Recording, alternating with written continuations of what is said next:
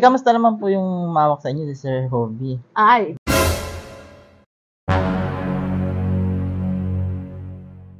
Kamusta naman po si Ma'am Eunice bilang...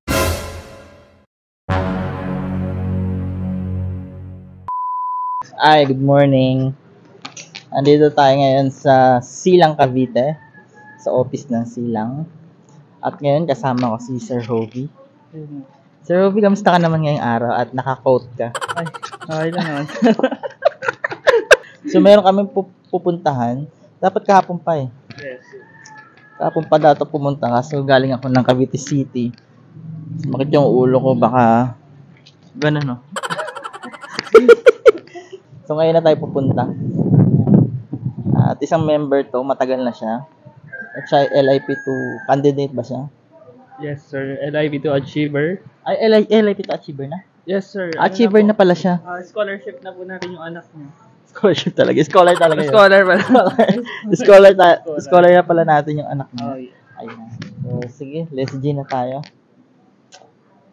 Kita-kits. Alright. Nandito na kami sa bahay ni Ate Mercy. Ayan. At ang kanyang iyo ay Sir Hobby. Ayan. Ayan. Excited ka? Interview natin si Ate Mercy. Ito ang kanyang business. Medyo malaki na. Ang kanyang alam mo yan. Tarpaulin, ay ano siya? Printing services. CCRJ. CC, ha? CCRJ. Graphic design. Ayan, CCRJ Graphic Design dito sa May Silang, Cavite.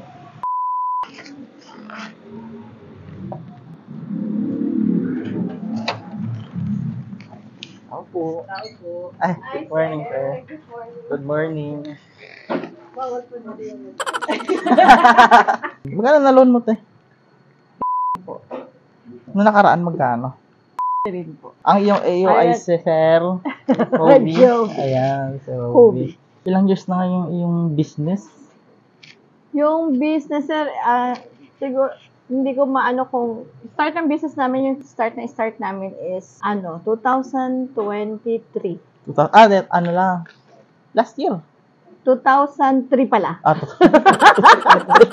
So, So, 21, Ano na, 21 years bata na. pa kasi yung mga anak. Ganito na siya nun. Kalaki. Hindi pa. Improvement Hindi lang po, sir. Improve Nag-start lang. kami. Wala pang mga machine na yan. Nag-start lang kami nung streamer na mano-mano yung mister ko. Then, yung sa t-shirt printing po is yung silk screen. Seal screen. Para Opo. siyang pintura yun. Opo. Tapos ginagano Wala, siya. wala pa po yung mga malalaking machine na yan. Ayan, ang lalaki yan ng machine. Nag-start lang kami sa desktop ng computer. Ganyan. Ano, may mga empleyado ka na yan? Meron naman po, sir. Meron. Ilan ang empleyado mo ngayon? Ang regular ko, 3. Plus yung 2 ko po, yung mister ko tsaka isang anak ko. Mag-apply daw po si... Meron po kayong empleyado na member din? Meron po, Meron. si Grace. Ilang years na po kayong member? Kami siguro 1 year. 1 year pa lang, ano? Sir. Opo, 1 year. Start kay August 2023. Ay, 22? 22. 22. Bali magto 2 years na yung Opo, year. 2 years. Buti okay kay kuya, sumali ka sa ganito. Opo, open naman po siya. Nakakatulong po sa business. Siyempre, kumbaga sa loan, hindi naman talaga siya yung pinaka main purpose mo eh. Ano talagang pinaka, ano ba ito? Main purpose mo, ba't ka sumali?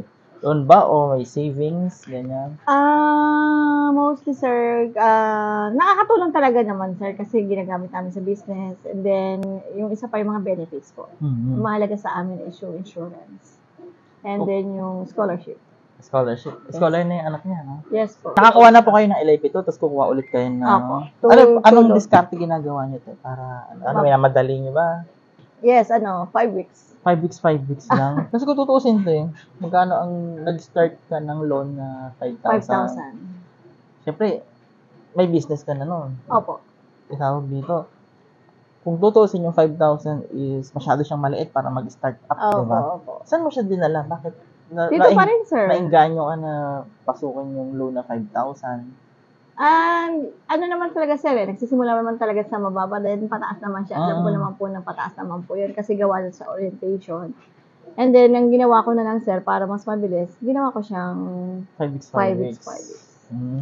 Pero nung sumali po kayo, yung sa AKAP po ba, si AKAP po ba ay nakatulong sa negosyo ninyo? Yes naman, sir. Siyempre, yung pera. Oo.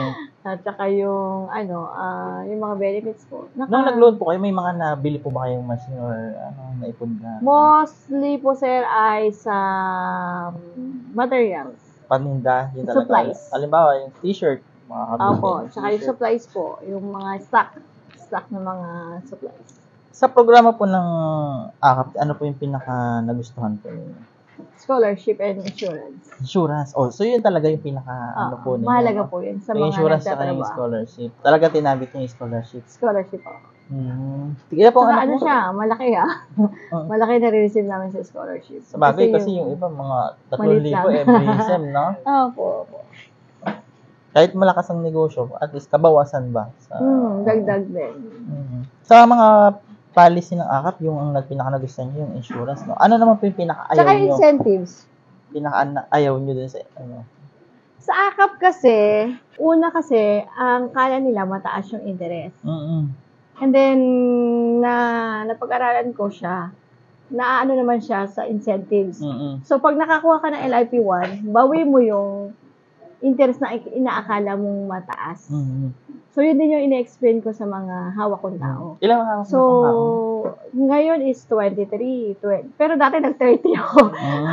Nag-30 ako dati. Yun nga yung lagi nilang inaano, mataas daw yung AKAP. Sabi ko, pero pag ine-explain ko naman sa kanila, ganito yung ganyan-ganyan. Sabi ko, ine-explain ko naman sa kanila na yung kala niyang taas, hindi. Kasi after ng 3 loans nyo, may incentives naman kayo. So, nakukuha niyo siya. So, ang parang pumapatak lang din ng interest niya is 2% parang something. Kasi kinumpute ko yun eh. Kasi ako kinukompute ko yun siya. Tapos meron pang mga rebates. Yes, oo. Bukod pa yung incentive, tsaka yung Incentive, rebates. oo. Tapos may interest naman yung savings. Tsaka mataas naman yung interest compare mo sa bank. Mas mataas yung interest na... Kumbaga nagbabangko rin po kayo. Yes naman, sir, syempre. Meron po. So, sa inyo po ang pinaka main source of income. Siguro hindi na nag-focus na rin po talaga dito sa Opo, business. more on hands-on po. Dalawa na po kayo dito. Opo. Katulong na po yung mga anak ninyo. Opo. Ang anak niyo po ay dalawa. Opo. Pero personally kayo po, meron po kayong mga ayaw sa AKAP ganun. Ayaw sa AKAP po. Wala naman, sir. Wala naman. Opo. Kasi nga, yung unang kala nga mataas. Pero napansin ko nung pinag-aralan ko siya, is nakukuha naman sa sa incentives. Naman nabago naman yung ibang mga programa. Kasi dati kasi nga, yun nga, may mga suggestion naman na din. Katulad ngayon, may another dagdag na insurance, yung ALCAP naman. Okay naman. Mababait naman yung aming AO tsaka si ma'am. Wala naman, sir. Okay naman lahat ng ng AKAP. More power, tsaka more clients. Mas lumaki pa. Kasi nakita ko din naman yung page ng AKAP, marami naman din natutulungan. Mga, tawag doon? Yung pakain? Feeding program. Ito yung lang gano'n, yung ano. Kamusta naman po yung mawak sa inyo, si Sir Hobby? Ay, mabait yes. Umalis ka muna. Baka inorient mo na siya. But hindi naman. Sabi mo, mabait ako Tulungan. Hindi naman kami pinababayaan ni Sir Joby. Paano siya kumilos? Kumbaga, pag CI, okay naman, sir. Updated naman, sir. Pag halimbawang meron akong for renew or may bago, yun, sinasabi ko lang sa kanya, tapos nandiyan naman po siya, nagsisiin naman po siya mabilis naman siyang okay naman, sir, po. kumilos. Mabait. Tsaka, naman, nagbibigay din siya ng mga information pag may mga bago, mga ganyan, bagong ng AKAP, may mga bagong programa, sinasabi naman po niya. Hingi rin po kami ng ng tip, kasi may mga member din po na maglo-loan, tapos biglang mahirapan mag-payment. Ano po yung masasabi niyo sa kanila para maiwasan po yung mga ganun? Ang katulad na sinasabi ko sa grupo ko, dapat 1 week naman yung hulugan natin. So, dapat naka-ready na 1 week before kasi alam nyo naman na, at saka kung dapat lang talaga, sa business lang talaga gagamitin. Para meron sila manghuhulog. Kasi kung sa iba, halimbawa, hindi naman kikita, wag na lang mag-loan. Halimbawa, nag-loan, umutang. Tapos, ang gagawin, ibabayad din naman sa utang din. Tsaka, o kaya iba, sa kung anong luho, gano'n. Mas maganda sa business. Para be sure kang may pambayad ka. So, tingin mo hanggang kailan ka sa AKAP na gusto mo mag-stay? Habang andyan ang AKAP siguro. Mamaya wala na po. Si Ma'am Eunice po galing, pupunta rin naman po dito. Opo, siya yung nagbabalidate. Okay naman po. Kamusta naman po si Ma'am Eunice bilang... Mabait naman si ma'am. Ano din siya, ma-approach din naman siya sa mga tao. Tsaka magiliw naman po sila. Wala namang nagsusugid. Promote mo na yung business mo, te. Ano po kami, CCRJ Graphic Design and Printing Services po.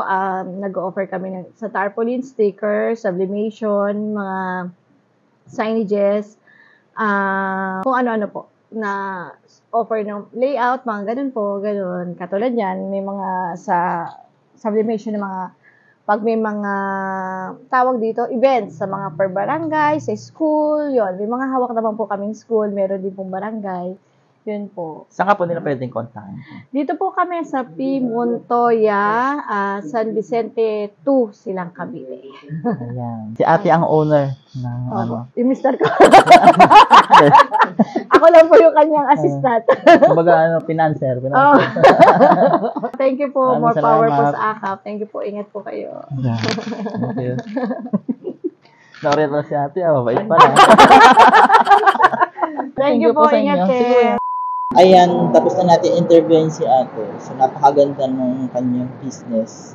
So, kapag may mga printing services kayong kailangan, punta lang po kayo sa kanya. Dito lang po yan sa may... Ipa-flash ko na lang yung details. Punta na lang po kayo sa kanya. Pag kailangan ninyo ng printing services, t-shirt printing, tarpaulin, yan. Available sa kanya yan. So, ngayon, papunta na ako ng Bacoor office kasi medyo marami pa akong gagawin. Let's G.